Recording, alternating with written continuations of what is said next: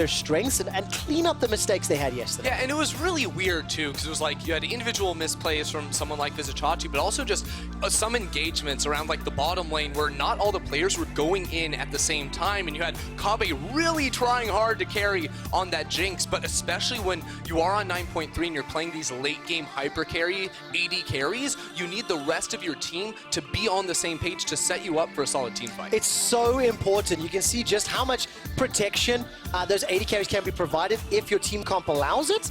And none of those AD carries find themselves in the ban pool this time around. So LeBlanc, Jace, Yasuo removed from the pool. Karthus, Urgot as well.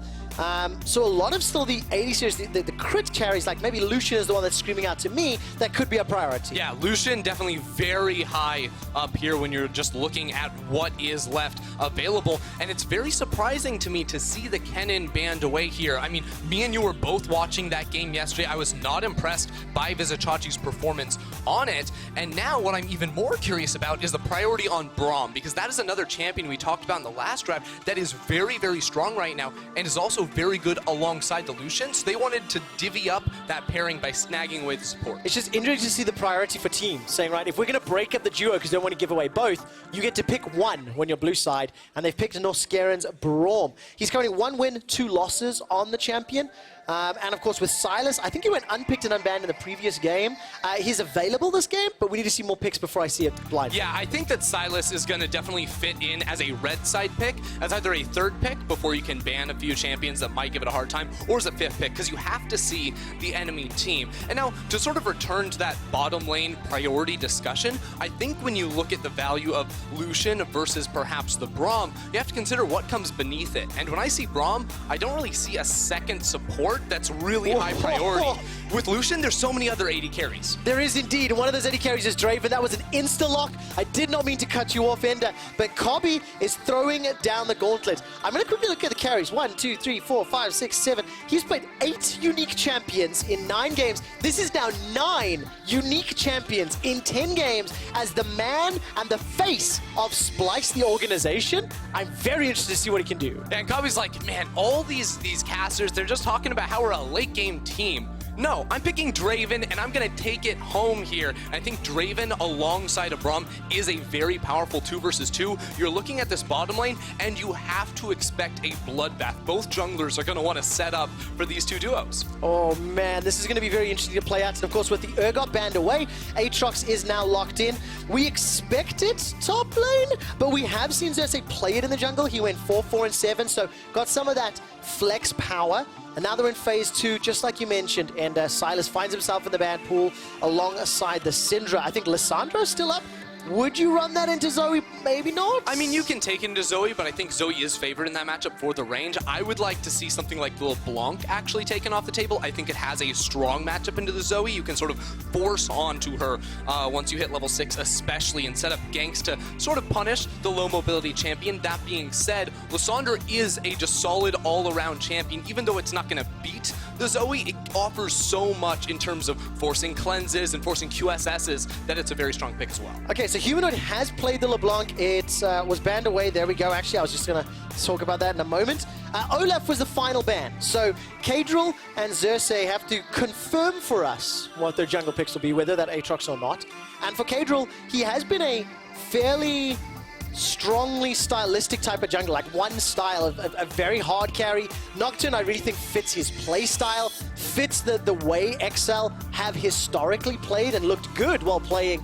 So I think that in combination with the likes of a Zoe, if a Paddle Star comes down and a Paranoia finishes it up, that's a scary duo. Exactly. There's so many things to set up for the darkness to come in, right? You have a Thresh hook, a Zoe bubble land, but you also have the reverse, right? Where Nocturne casts the Paranoia first, and then you have 2 long-range single-target CC abilities coming out of the darkness. Yeah. You can't really avoid that if the play is executed in that manner. Absolutely no way to avoid it. And we're going some old school this weekend. I think it was SK yesterday that ran the Orianna. Today, yeah. Humanoid and Splyce will be running that Orianna, and now we get to confirm top lane or jungle Aatrox. With the current Zach Hobber, this would imply that Chachi will be running the Aatrox up in the top lane. He also has one win on the champion, 6-1-6. A very good performance in the first round robin. It's true, has seen some nerfs on this past. Most importantly, the removal of the 2 charges on E, so it's going to be way less reliable for him to hit consecutive Qs, which is really where the power comes from in the champ. Now, Ender, I know you're very, very young, right? And I know that, you know, I'm one of the older members of the team, but when you see a Aatrox and a Zac and an Orianna, we used to call this combination the ball delivery system. This is real old school, but it used to be the likes of Shen, for example, that used to be around.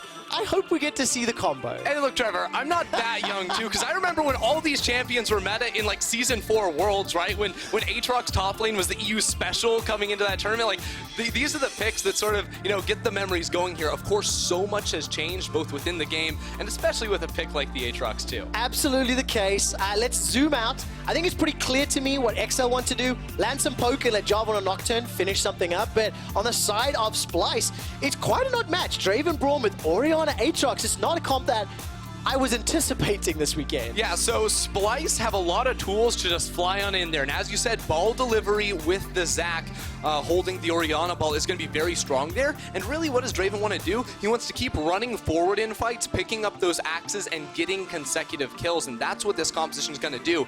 It fights front to back technically, but really it's all about ramming it at your opponent with all those 5 bodies running it down. Oh, man. And this is, of course, one of those situations where if Zoe ever is unlocked, if Zoe gets ahead at any point, the poke is so frustrating to deal with and so challenging.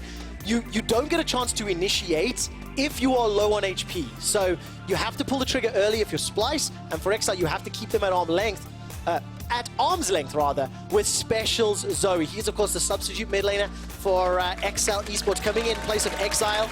Very happy we don't have to say Exile expect and XL Esports in the same game now. There were plenty of those X's we needed to do, and I think for XL to try and change the X's in the boxes to the check marks here so they can start climbing back up in the standings and make a case for being a playoff contender. Okay, so Xerxe has to be a little careful in the early game, I think. Zac into Nocturne.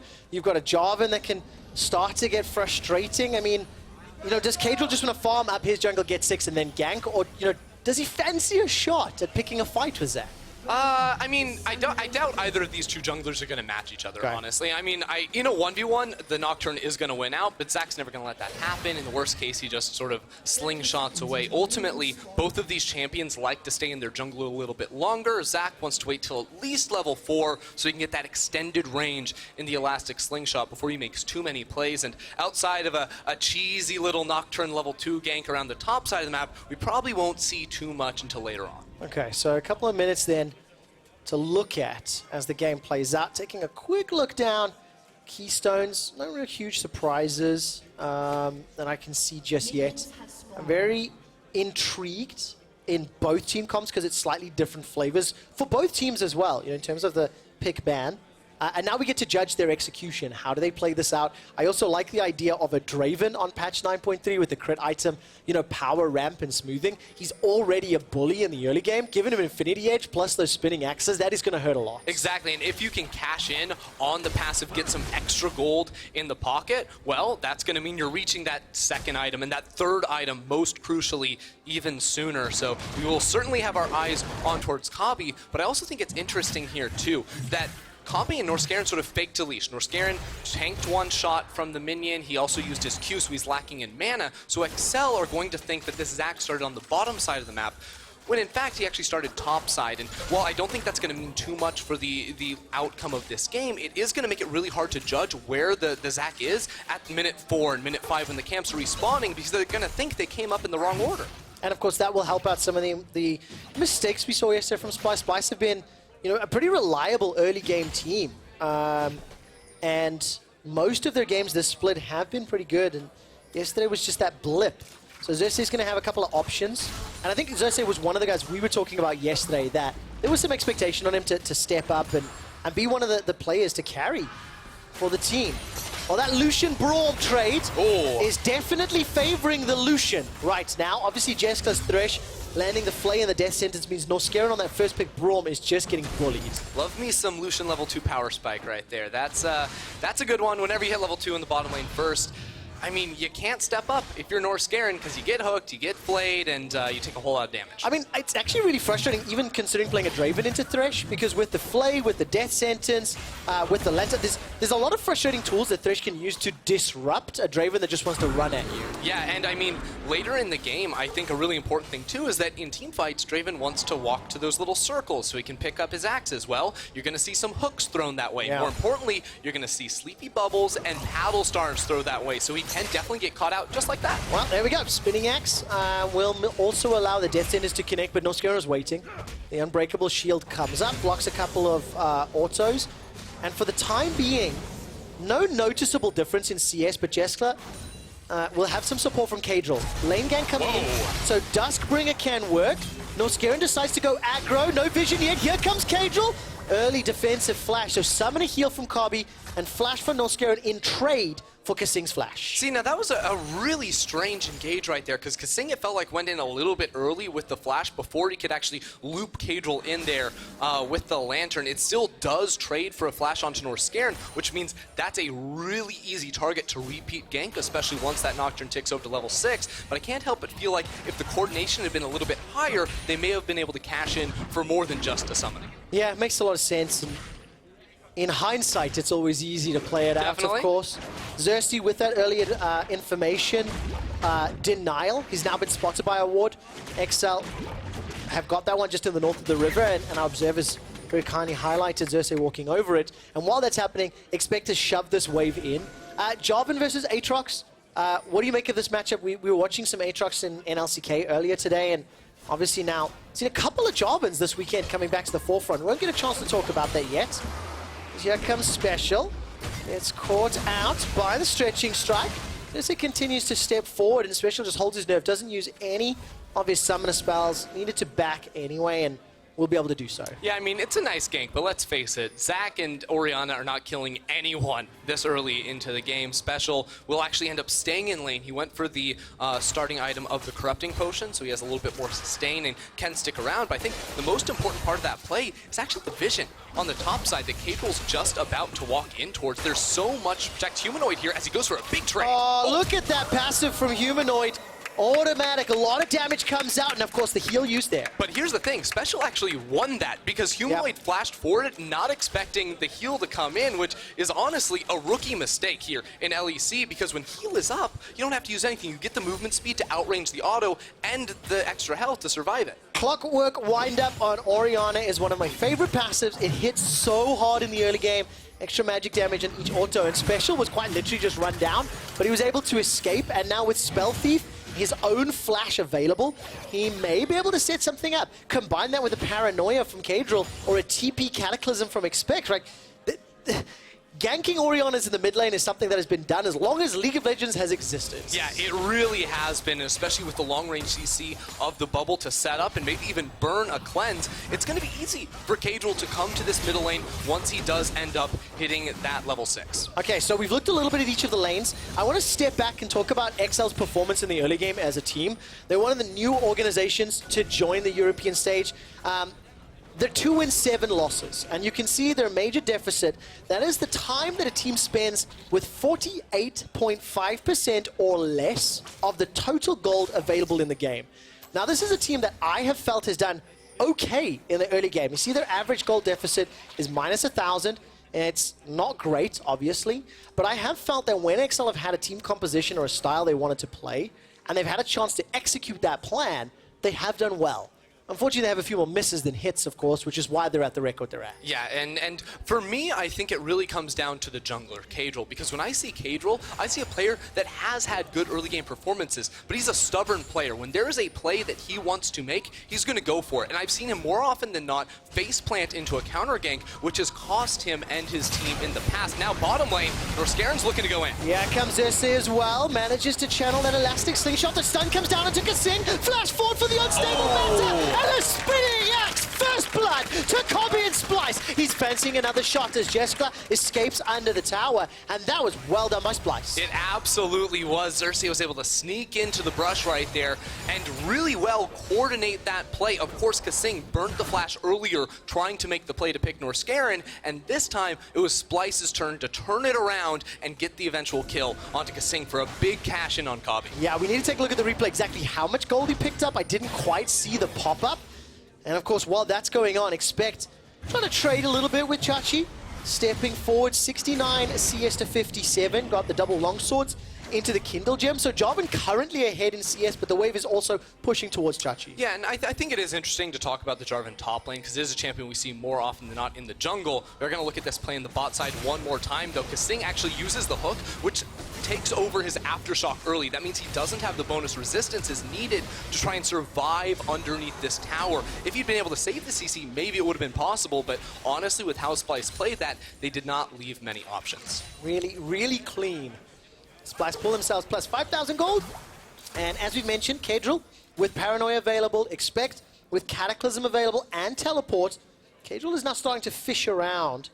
Whenever you see a Nocturne waiting mid lane, it's just waiting for a target to jump on. Yeah, and I think that Xerxe sort of expects that too. He's waiting close by as well. For now, nothing going to happen. And back to this Jarvan, I do think it's interesting because Jarvan is actually a really strong lane bully. He has good poke with his E against squishier targets, but more importantly with the Q as well. It's very long range, it's very hard to miss, so he can very often win trades from a range. He also just has a really large base auto attack range, which is something you don't really talk about with melee champions, but it's a really powerful tool for him because it allows him to farm just a little bit further back. It buys him more space and means that he's able to play a little bit more safely while still picking up minions. Yeah, it makes a lot of sense, and obviously will complement the rest of the squad. As you can see now, Splyce, they're grouping up around this mountain drake. It is a very juicy mountain, very juicy dragon, elemental drake when you want to play the objective game, and that's something that Splyce have struggled a little with in the mid game. And we keep talking about those ultimates. That's one, that's two. Remember that flashless mid laner? Well, that is exactly what XL wanted to do. It was anticipated. And I just feel bad for Humanoid because it's so difficult to do anything about that. I mean, it was a nice three-man shockwave, right? Like, we can give him something, but there is no silver lining there. I veto that positivity.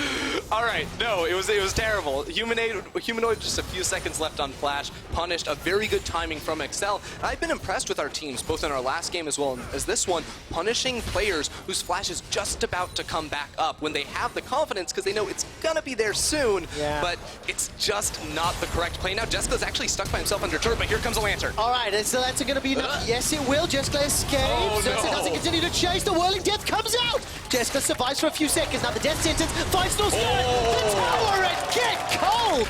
Jeskla picks up the kill. That was so beautiful from the XL bottom lane. I mean, KaSing makes the call. He says, Jeskla, don't worry. You're going to be okay underneath that turret. I have the lantern for you. All play back. And they bait in Norskeren to get a kill. The question is, does the kill for Jeskla make up for the turret plate gold that has just been picked up by Kobbe on Draven? His first ever professional Draven game in Europe. He's up 1,000 gold at 11 minutes. So, you know, yes, you get the kill, but there's an opportunity cost for that kill. There absolutely is. And when you consider the whole play that came into effect right there, it was Xerxe actually coming down. So Jeskla would have been zoned off that whole wave anyway. He would have lost turret plates. He would have lost the minions. So in that scenario, getting the kill is almost the best case scenario. You know you're going to lose overall, but if you can get something back, that's definitely a plus. Well, definitely the case. Remember, expect no Cataclysm.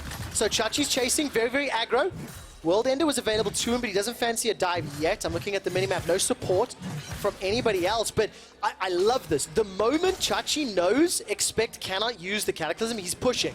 Now he needs to be a little careful because Expect's Cataclysm has just become available.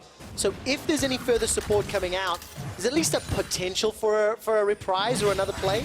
There is, but right now, if I'm Expect, I'm feeling a little bit uncomfortable up top side, very low, without a jungler on his side of the map, but it's XL. They want to come bot lane. No flash here on towards Norskeren, but with KaSing playing so far forward, there's no way Splyce aren't suspecting a gank coming in from Caedrel. All right, let's bounce, let's bounce. Come on, Xerxe.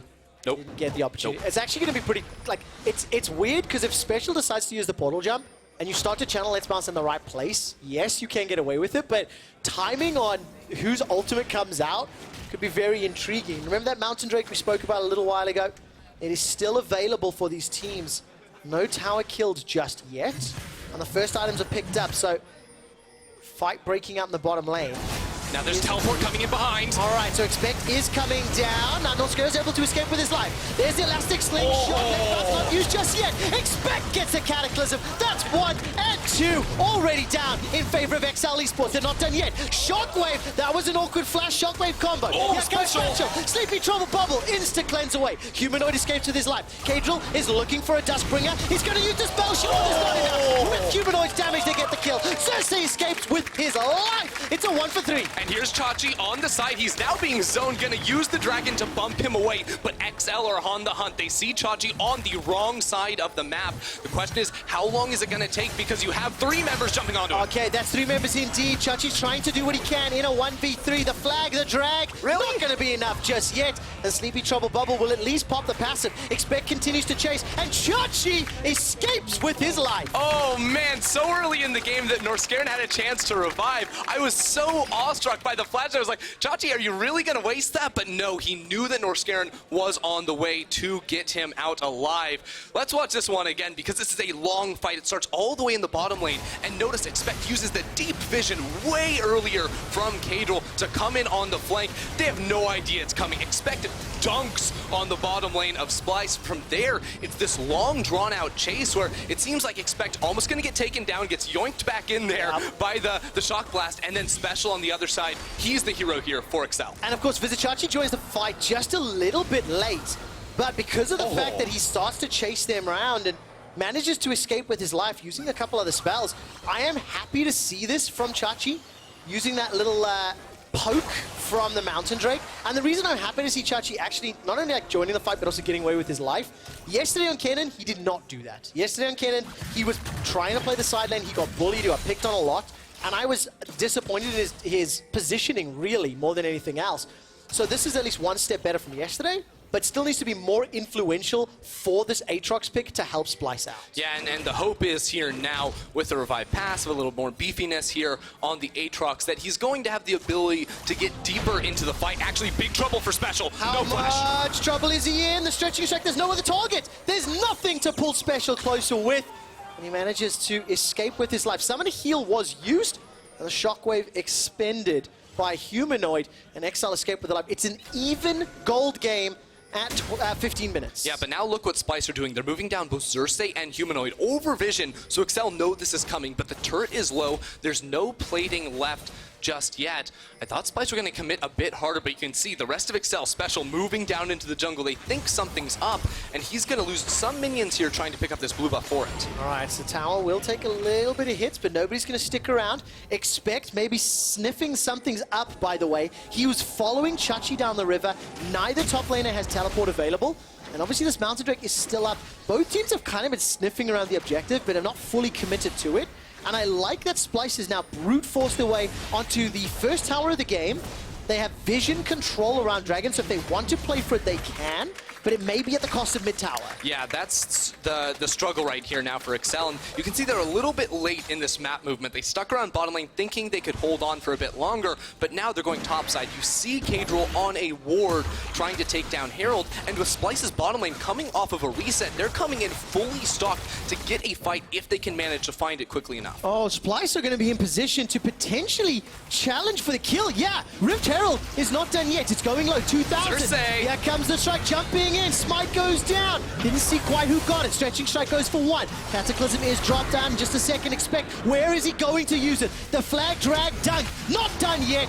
XL are running for their lives, and despite the culling doing what he can, KaSing gets bopped, and Splyce are able to contest. And of course, the Rift Herald will go unsecured, will not be picked up. That's He'll the just wording be I'm left looking there, for. lying on the ground. You know, Herald by himself. Xerxe is just going to stick here, clear out vision, make sure that there's no way XL can get in there. But honestly, a Nocturne's not going to be finding it, and Splyce get a huge win off that. No, definitely do, and it's 1,000 gold up.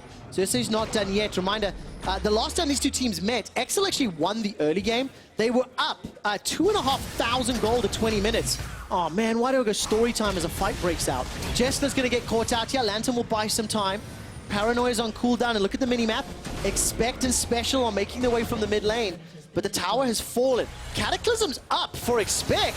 Norskeren's got no flash, but he's got stand behind me if it can be used, and XL unable to close the gap, unable to close the distance, and unable to start the fight. You know, I'm watching this game, and I think XL are doing, like, some things right, but the problem is they're always playing to the weak side of the map. You know, they keep Jeskla and KaSing bottom lane as the turret is going down. Then they try this late rotation to take Herald. That gets stuffed. They lose top lane turret in a 2v2 as well. They didn't even need to be here. They should have been here a minute ago, but instead, they end up getting the Herald, but leaving it on the ground, and now KaSing trying to buy time for his team doesn't have a flash, so eventually he will be locked down and lose his life. So this ends up being 3 kills to 5 in favor kill score, at least for XL Esports. But Splyce have got the gold lead, and the story I was trying to set up just before their fight is that when these two teams met back in week 1, it was actually XL that pulled ahead. Look, they were 2.7k gold up at 20 minutes. And a very cheeky Baron plane and some good mid-game teamfights from Splyce allowed them to come back into the game. It was a chaotic mid-game, and you can see between 20 and 30 minutes, Splyce pulled ahead. This time around, it's Splyce in the lead, and Splyce in control, and with support for Jeskla, Chachi's in a little bit of trouble. He's got flash. Paranoia is now thrown down. Paranoia will follow through on the flash, but no chase coming up. And of course, with World Ender and a tower to go through, XL just whiffed the ultimate. Yeah, and Chachi, you know, of course, losing some cooldowns, but at the same time, Xerxe is on the other side of the map, getting the Mountain Drake for himself. And at this point in the game, I feel like Mountain Drake is perhaps one of the best dragons you can get, because it enables you to simply send 2 members over towards Baron, and if you have control and vision denial over that objective, it becomes a very easy thing to do to try and sneak that one away without your opponents realizing. So we're still very close game. 2,000 gold separates them. It's Splyce in the lead.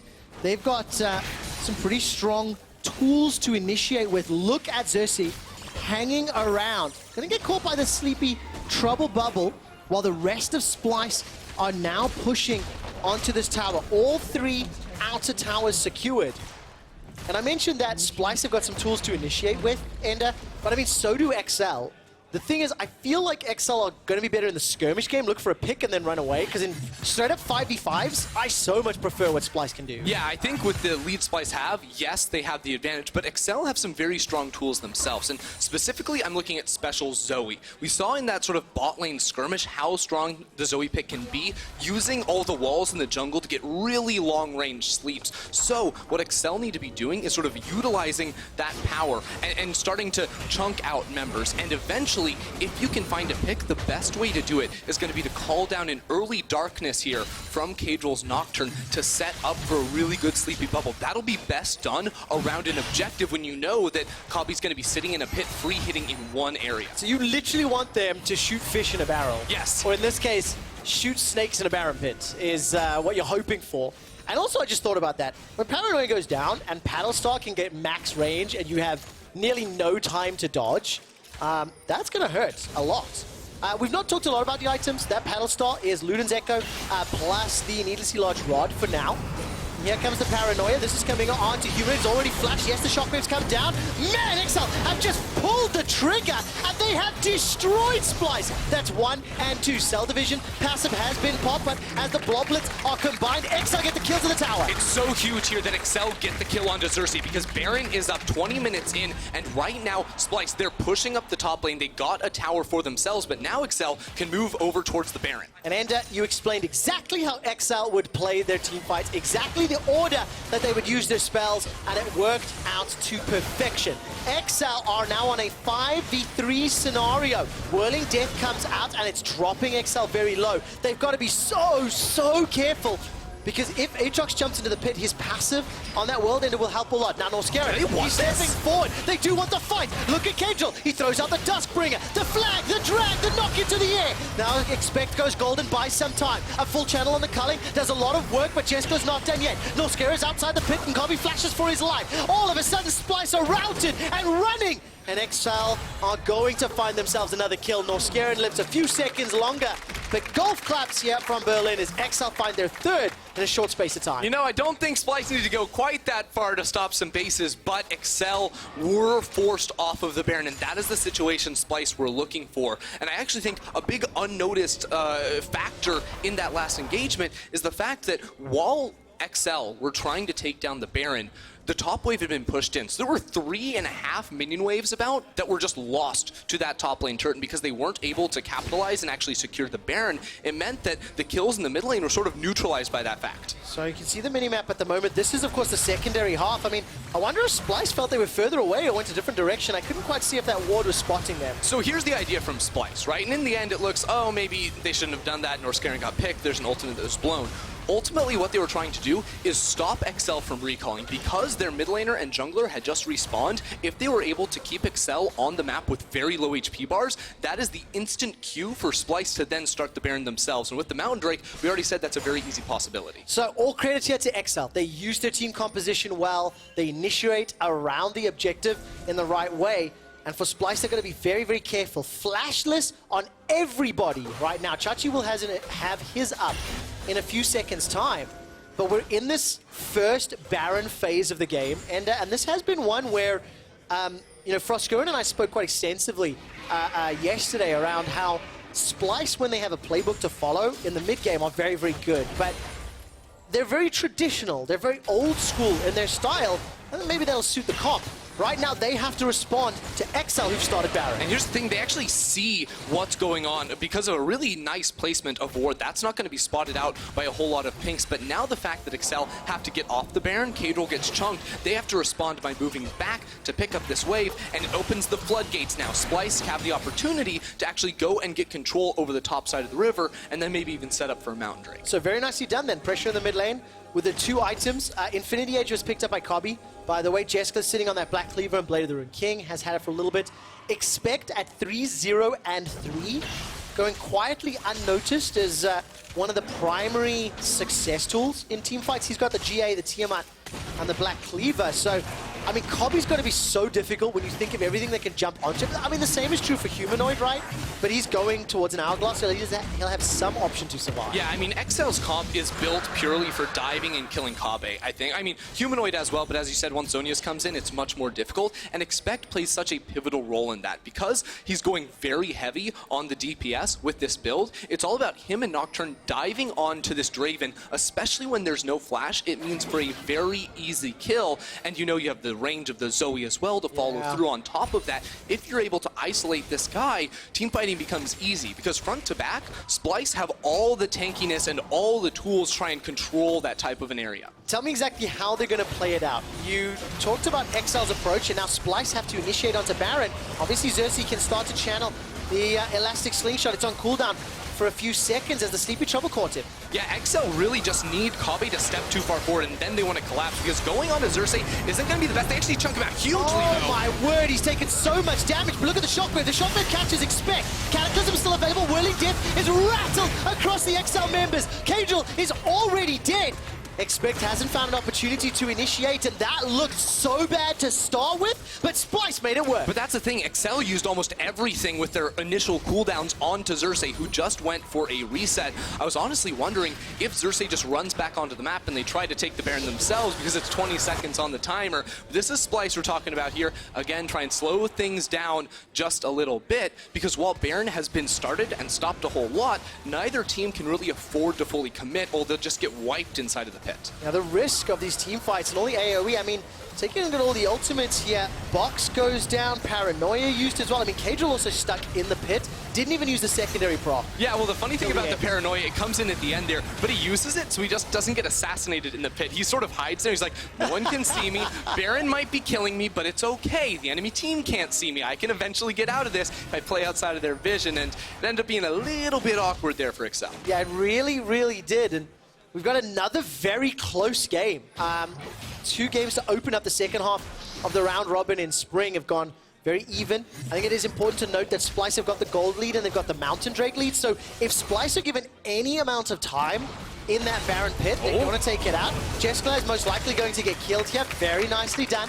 They literally just walked into XL's jungle. So yes, this is a close game, but it is Splyce in control. They have the metrics to tell you they're leading, and with vision control around Baron, now it's actually up to Splyce to secure this objective and put pressure on XL. It's funny too, because we heard VODS yesterday talking about Splyce skipping steps, and they did. There's vision inside of the river, but it doesn't matter because they can jump onto targets so far away with the Zac. Now with 2 Mountain Drakes, Baron is going down at an alarming rate, and Caedrel needs to use the ultimate to get in. Okay, expect, will he channel the teleport? He's not started it just yet. Norskeren hops over the wall. KaSing gets pulled backwards, but Xerxe takes a big chunk of damage. Baron is down to 2,500 as KaSing is killed. Jeskla has just respawned, and Splyce secure the Baron. XL just did not really feel they want to do anything except let Expect split push. See, it's so hard, and I feel like some teams maybe could have been able to punish Splyce in that situation because there was a ward. XL knew Baron was going down. It just wasn't in the pit, so they didn't know how low it was. Ultimately, Caedrel needed some extra form of vision so he would know what time to time the paranoia, because he could activate it if he wanted to. He did see members that he could jump on towards, just had no idea what the HP on the Baron was at, and that's where Splyce did a good job of stopping anyone from getting close to that outer wall of the pit. I also really like the fact that Splyce, after getting vision control, instantly started Baron. They did not dawdle, they did not bide their time, they pulled the trigger instantly, and that's exactly what we wanted to see, and that's why Splyce have got the 4,000 gold lead. Also, they used the 2 Mountain Drakes, which is why Baron went down so quickly. And now you can see 3rd item picked up for Kobbe, Rapid Fire Cannon, plus IE and BT on that Draven. And you know what that is? That's the one gigantic long-range crit onto say, a Zoe that jumps forward to try and get some poke down onto. That's what this build is for. It is so high DPS as they go for the engage. Okay, let's take a look at the Shockwave. Doesn't even manage to finish the animation. The assassination comes out from Expect as well as Caedrel, but at what cost? Splyce, they secure themselves a turret in the bottom lane. I'm keeping my eyes on Kobbe, by the way. I just noticed he's 1-1-1, sitting with 370 odd adoration stacks. His very first kill picked up 323 gold. So let's see what his 370 stacks accrue to, or if he can even spend them. Because right now, Splyce are playing the map game. They're not necessarily looking for the kills. Yeah, Excel, though, they're all about the kills. Actually, KaSing way too far forward gets chunked. He does indeed. A lot of damage going down. Kobbe throws out the whirling death. It's Vizicsacsi that picks up the kill. Caedrel flashes defensively as the hourglass is now thrown down in the middle. Or the stopwatch, rather. Kobbe escapes for his life. Turns to Expect. Kobbe goes low. Kobbe's killed. The stacks are gone. But Jeskla is popped in reply. Special needs to get the paddle stars out as Norskeren is killed by Expect. The fight continues as Xerxe plonks down on top of Expect. Now Special's running for his life as Chachi and Xerxe can't do more.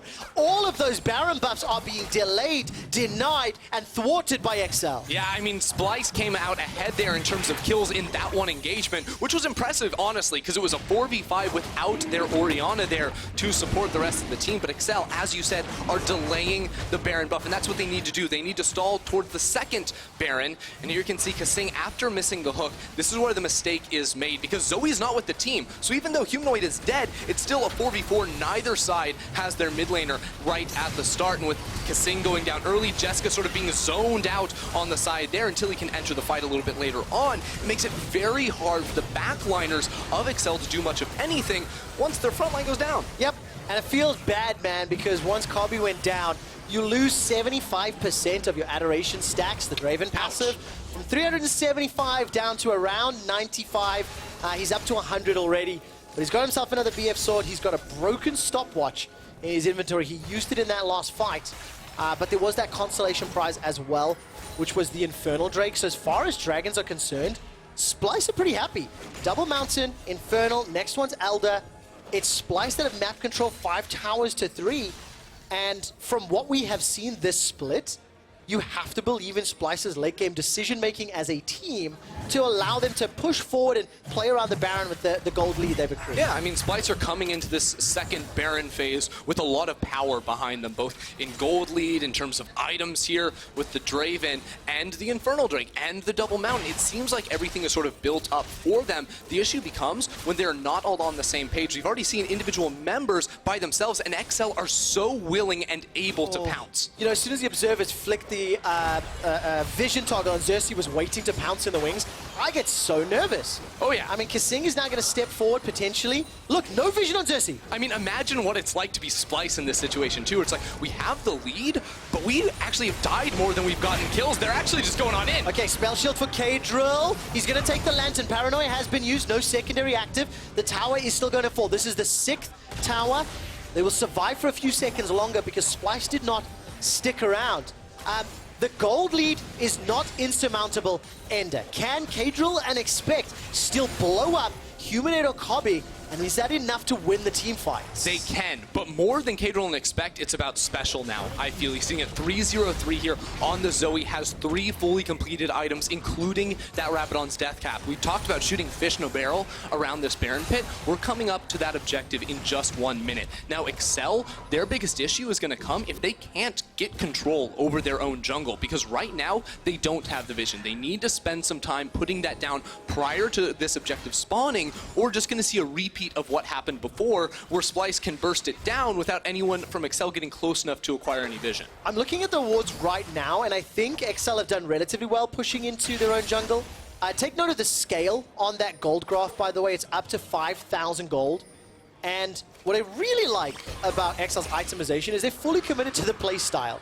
I mean, it's like Titanic Hydra, Black Cleaver, GA, and now Jerem's Fist for Expect, Duskblade, GA, Warrior for Caedrel. They really are just looking for that assassination, which means, yes, the 5k gold is a lead, and yes, the Dragons, but Excel still have the damage to find the kill, but then it's the follow-up where I need to judge them on. Yeah, and the damage is going to give them a lot of confidence. You can see Excel actually playing this pretty intelligently right now. They push out mid lane first, they bring 5 members to get their own vision in this jungle, and now they have control over the most pivotal bush in the game. This one can see mid lane, it can see the enemy side of the jungle, and Splyce will have to walk into it if they ever want vision over Baron. Yeah, but Ender, there's no presence being gifted to Excel. They pull the trigger a little early. Splyce do not wander straight into the trap. The Sleepy Trouble Bubble will not tag Vizicsacsi, and Excel, they are still looking for an opportunity. But here's the problem with that bush. The second that you don't find anything to make happen with that bush, the enemy team just gets to push mid lane, get priority, and then come in and take vision for you. Now, right now, Excel are playing against the clock because minions are pushing up in both bottom lane and top lane. They're losing gold around the map, but that's a game Splyce are comfortable to play because they know Excel is on the clock. And of course, this is Splyce's playbook. They excel in this area of the game, understanding how to push the waves out when they are in control and dictating the tempo. The thing that I need to see from Splyce is pushing the vision. If you look at your mini-map, there is a control ward around the blue buff of XL Esports that was placed by Splyce. Thank you for the flyover, but there's nothing around Baron, which is up.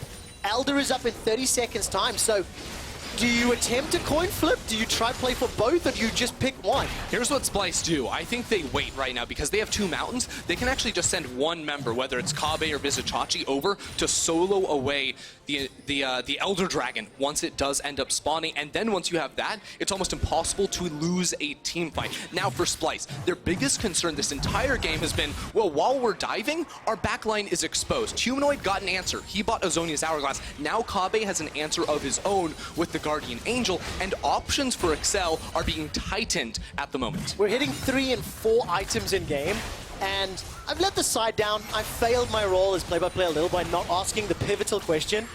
What about scaling this game? Oh, the scaling! Because I think we've hit this point now where we're starting to get to these final fights, and, you know, is it Splyce favorite, or do you like some of the tools Excel have? You may not have a lot of time to answer. I don't really have a lot of time because right now Excel are around the Baron. Now, Splyce are running in towards them. This is a great setup for Splyce, and you can see Excel zoned completely. Now this is when Splyce send one member down to the Elder Dragon. That's all you need, because Excel have to go up, they have to reset a few people, one person has to clear mid lane, they lose that objective, then Splyce go to Baron, take that game over. And of course, Excel have to run away because you do not want to get caught by a Shockwave or a Zac or an Aatrox engaged in that pit. So here's the solo Elder Dragon that you talked about, and we now have some time to discuss scaling. Yeah, so in terms of scaling, I think this is actually a really peculiar game because neither AD carry is actually great when you talk about front-to-back team fighting, because Kobbe needs to actually maneuver around to pick up those axes, which is much harder in a 5v5. Lucian, very short-range AD carry, so he's not able to get out as much DPS as someone like a Tristana or a Jinx. Now, that being said, all of these fights are going to be about diving the enemy backline and getting the most damage off possible. Xerxe built very well for that. It's possible for them to do it, but I think now that Kobbe has the GA, Humanoid has the Zhonya's, on top of the fact that, well, let's just be honest, Splyce have better frontline to absorb some of the engagement. They are the ones that should come out on top. I think it's also important to note that the tools in Splyce's kit can also do that. They can dive the backline. It's just a little more difficult, right? With an Orianna, a Zac, and an Aatrox, there's margin for error. There's a little bit more room to maneuver.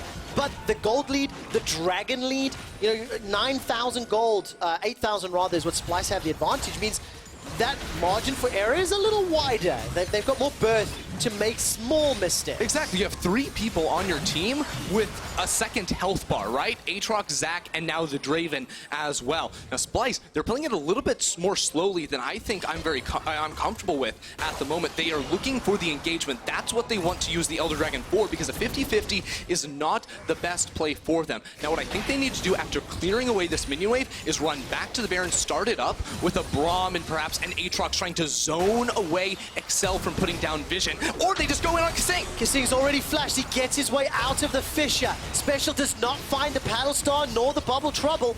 And nobody gets put to sleep, as you can see on the escape. But Splyce have got priority in the Baron pits. And that's exactly what they do. They push all the way up mid lane to clear out all the vision in Xerxe's jungle. They've been sitting for picks this whole time, so Xerxe very tentative to walk into the river. But no one is zoning from putting down a ward over the wall. It's going down so fast. 35 seconds on the Elder Dragon. Elder and Baron is sitting in Splyce's back pocket. Xerxe get pushed away. They get bullied out of the pit. They get bullied out of mid lane, and that means Splyce continue to play the mid game in their way. And this is the thing, right, for Splyce, because they're a textbook team.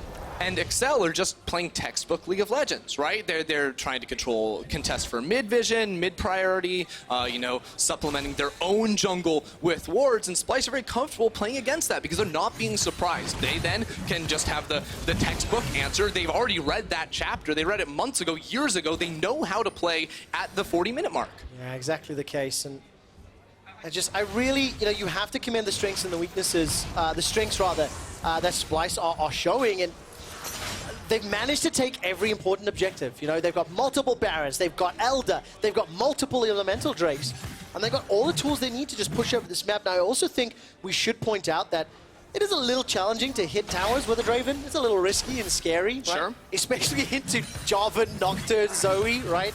So one of the things that we've not necessarily covered yet is almost all the towers that Splyce took the outers was through very smart map play. They apply pressure in one location and they move to another.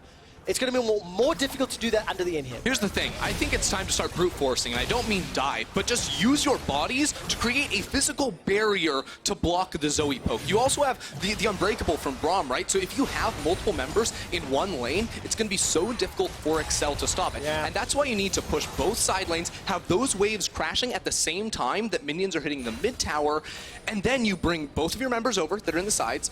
Xerxe only have 3 people defending, and you break that one. Especially when you have a 5-item AD carry Draven. Oh, that's the crit I was talking about earlier. Was the rapid fire. Very painful. Kobbe, rapid fire, static shift, as well as GA, IE, and PT. Here's the dive. Here's the brute force. The channel is in. Xerxe's threatening it. He doesn't need to pull the trigger because the inhibitor is being focused. And now without a tower here, Xerxe can't really do much of anything special. Drops the sleep. You can see Xerxe backing away. Big chunk on to expect. Mid lane turret is going down. There's no answer. Xerxe have to fight. Remember, Expect is not tanky at all. He does not have enough defensive stats. So that is why he gets chucked so low by a single barrel. And now top lane, Chachi walks all the way up. The wave was pushing. This is absolutely beautifully set up here from Splyce. Xerxe, there is no response. First inhibitor goes down, and now you just swipe it all the way up to mid, all the way up to top, and blow the candle out here for Xerxe. Very, very nicely done by Splyce. Splyce. 41 minutes into game, the second inhibitor is going to be falling. The top lane is exposed and the minions are now making their way in. The safe play with 39 seconds of Baron is finish this third inhib, go shop, spend what little money or what max money you have, over 1,000 gold for most players, and then go here we go! This is the engage from Exile. Is it too late? Untouched right now. Kobbe escapes with his life. The flash keeps him up. Now Chachi's charging onto special. Caedrel's going to go down shortly. He's running for his life. That's a flash forward from Chachi. Splyce have found the fight they needed to shut down Exile, and they will be turning onto the base. Splyce, with every inhibitor going down, they withstand the engage there from Excel. It had bit them time and time throughout this game, but now they are unmatched in the base of Excel. There's nothing that Excel can do, and as Jeskla is running for his life, he takes the lantern to safety. The Nexus turret has fallen. Kobbe has full HP and a GA. The Nexus is down, and Splyce take down Excel.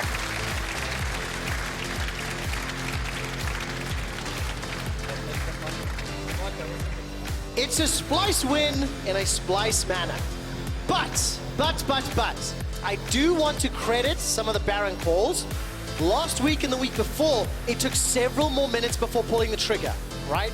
And I definitely I'm seeing some growth here. And more importantly, from yesterday to today, Chachi, day and night difference. Absolutely huge competitor here on the Aatrox in this match. And for Splyce, I feel like it was a very conservative game from them, but it was very calculated and very intelligent the whole way through. They never really put themselves at too much of a risk playing the team game. A few times, Excel was able to pounce because their composition was just so good at isolating individual members, but overall, Splyce just knew exactly how to slowly creep the advantage too far until it reached this breaking point. Every inhibitor went down and there was no chance for Excel. And of course, when you actually step back and you look at that mid game, it felt to me again like Excel I've seen in weeks gone by, that up until 20 minutes, they know what to do. They know how to tower dive when there's a tower there. They know how to push the lanes when there's lane ganks available. But the moment that map got very wide, got very open, it didn't feel like that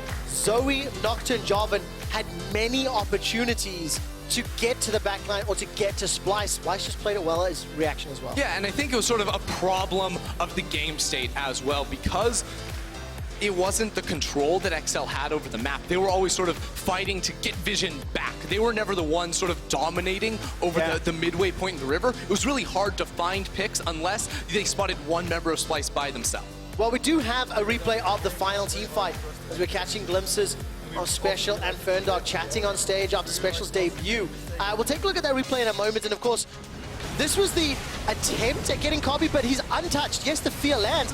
No GA, and only uses was his summon spell. I mean, Excel sort of realized once the second inhibitor went down that they had to make a play. I think it was too late. Once you lose two inhibitors, the game's pretty much sealed up. And at that point, they're just, we have to go in now. I don't think Zoe was quite close enough to get the damage. Not that it would have mattered, because again, the front line was too strong and was able to soak all the DPS over on the side of Splyce. So they ultimately were able to sort of run through the side of Excel. And I love looking at the gold over time, right? Because in Excel fashion, you don't really see spikes there. No. It's just this slow increment. They take all the small wins they can get, and they never risk it with anything too big. Yeah, exactly. And you know, that's Excel fashion when they're playing. Same for Splyce. You know, they slowly build the snowball, very, very slowly. And eventually, after the momentum accrues, it eventually rolls down, but it takes a long time to build that up. Yeah, and I think nothing says it better than just Splyce's face cams. Like, right when the game ends, it's like victory, and the camera goes to them.